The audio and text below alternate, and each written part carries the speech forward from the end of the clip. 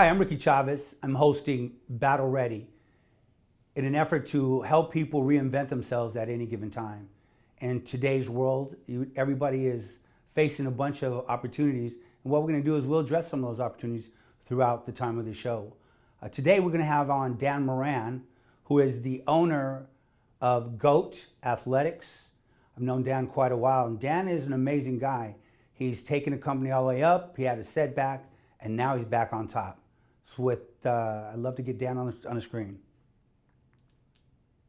Hey, Dan, how are you? Good, Ricky. How are you? Amazing. I appreciate you asking. So, Dan, one of the things we want to talk about right now is just, throughout your career, you've had opportunities where you had a couple setbacks.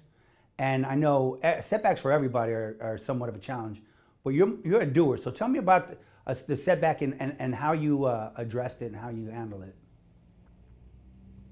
Well, recently, and I'll say within the last few years, I was worked my way up through the ranks through a company that I sold my original company to, but then became president of that company, if that doesn't sound kind of confusing. But with that, I was president of the company and made a lot of moves and made moves that were good for the company and really tried to create a culture change within the company. Well, just really, as time went on, didn't see eye to eye with the board of directors, even though sales had grown over 50% during COVID in 2 years. So basically, we parted ways. I had a 15-month non-compete, and in that time frame, it allowed me to reflect, go through 7 stages of emotion. I don't like losing. But in that time frame, I remodeled a house, which made a good profit on, which was great, and then decided to regroup and open up another company, GOAT Athletics. Since it's in my wheelhouse, it's what I know, it's what I live and breathe, and right now we're off and running and very successful to this point. And that's amazing. You mentioned the 7 levels. Tell me which one that was the hardest for you to, recover with. I think first, like going through just the anger part of it was a hard pill to swallow. In my life, I grew up, I would say a poor child on the wrong side of the tracks. I had 6 siblings, and to make it in life, you had to make it on your own. And by doing that, I worked hard, knocked on doors as a kid, trying to find odd jobs. And from that point in time, achieved a football scholarship, and that's the only way I was going to go to college. So that was basically my job. But going through that, the first one was anger. Then there was a lot of denial, and it took a while. It took a while. It was a hard pill to swallow. I've only known success, and in that company I was successful. But I learned that to control my destiny, I had to be on my own, working for myself, and be my boss, because I know how to run things, run them well, and that's what I decided to do. Definitely run them your way, right? Right. I know it's always interesting adjusting to other people's leadership and just how they do business. I do know, I remember when you sold your company way back when, and then you became part of the staff. And, how was that? I mean, how was that integration? How did you go from being the owner of the company to now, I think you went to be a general manager maybe? Right.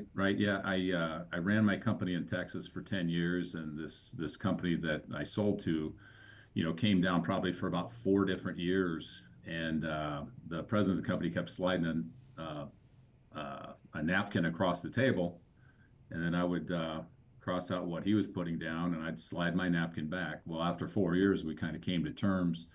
I knew at that point in time, the recession of '08 created a real void for bond money and things like that. And the real cliff was probably in 2012. Well, I showed good profits up until then. So So selling in 2012 made a whole lot of sense financially. But when we joined the other company, the company that I had sold was real simple. It was a straight line approach to business. If it made sense, do it. If it didn't make sense, don't do it. And question the status quo, at every point in time.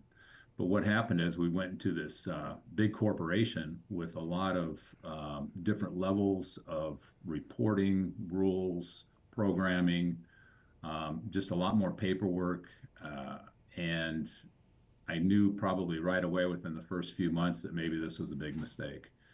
Well, me not resting on my laurels or sitting still, I ran Texas, doubled sales in Texas, and then decided to branch off and had some good people on the East Coast that I knew that we could open up the East Coast with. So we opened up 7 states on the East Coast and did it, and we're extremely successful there. So part of me, if I get bored, I just move on and do other things. Well, at I that know. point in time, go ahead. I'm sorry. Please finish. No, go ahead. So I remember in one of our conversations, you mentioned, when you were trying to figure out, and this is kind of a crossroads again, because if I recall, you mentioned to me early on, you were working for another company, and you wanted to do things somewhat differently, and it would be more profitable. So you went and found a way to become an entrepreneur, right? So Right. during that process, you were reinventing yourself because you were selling one thing, and now you wanted to be, based on being an athlete, you wanted to go into the gym and the athletics part. So you worked in that. So I think the thing was that I remember is you were knocking on doors, getting no's. And how did you handle that? And how did you reinvent your process and how you presented yourself? It's interesting. My high school football coach, offensive line coach, great guy. He used to say, patience and persistence with a powerful punch will pay off. And so when I originally got into this business, I knew nothing about the business. I knew construction, but I didn't know anything about plans or specifications or how school bids worked and things like that. So I was hired by a company at that point in time to build lines for them. And basically, I just looked through the spec book and I found athletic equipment. I found lockers, I found gym flooring, I found gym bleachers, and things that made sense to me. And then basically I just started picking off the manufacturers one at a time. I got doors closed in my face a number of times. And I remember with one company, it was a top athletic company in the country. And the regional manager told me no a number of times, flew out to Hollywood, California, where he was at, went golfing with him, came back and said, hey, I really like you, but I still said no. I said, if it's all the same to you, I'm gonna go over your head and talk to the president of the company. He's like, be my guest. So I flew up to Chicago, talked to the president.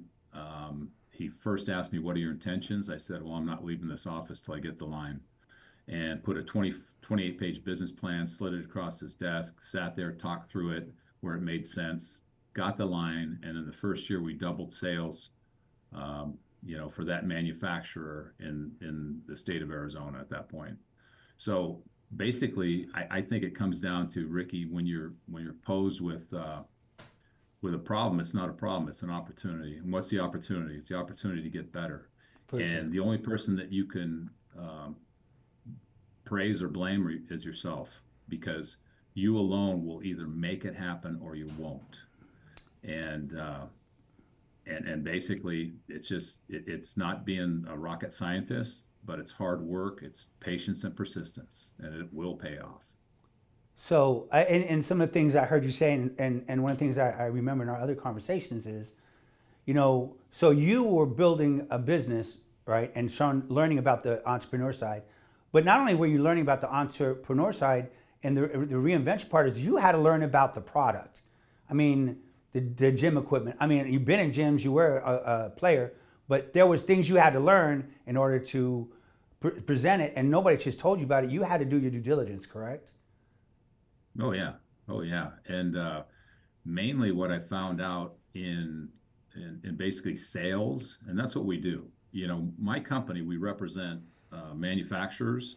So I would say back in the 30s, we would be either Fuller Brush salesmen or we would be encyclopedia salesmen, carrying those lines.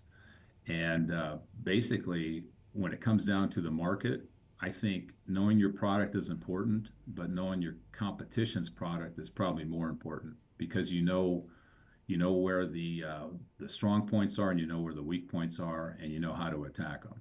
The good thing is, in my whole career, I've always teamed up with the best and probably the most expensive manufacturers. So truly, our organization has to sell the product versus being low bid, on Tuesday. Well, I think the other thing about that is that you said is partner up with. You got to surround yourself with good people, right? People you work with, Absolutely. people you partner with, people that you network with, and you have to have a can-do attitude, right? I know a lot of people in these days are saying, well, people give up all the time.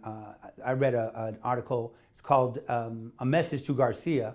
It's a pretty awesome. I think I sent it to you way back when, but basically it showed where you can get a mission and you do it without asking 1,000 questions, and you stumble through it. But stumbles don't make you better. It's not a problem. Again, it's an opportunity. So we're Right. getting And ready to. I think you're right, Ricky. And I live by the motto of surround yourself with good people. I want to surround myself with people who, number one, I aspire to be like. Number two, people that are positive, and people who are like me. And one thing I'll do in my life and in any organization that I run is negative people are cancers within the organization or within your life, and you need to cut them out surgically. Like a surgeon, you need to cut them out of your life. Surround Okay. yourself with positive people aspiring to be greater. So we're running out of time a little bit. Dan, hold tight a little bit. We'll get back together and on our next segments. I really definitely appreciate you taking the time to be with us today. I know we're going to keep going through this process because I definitely know your drive. And I know a lot more that I think that people should hear about, because you weren't born with a spoon in your mouth, and you've done a lot of things that got you to where you're at so far.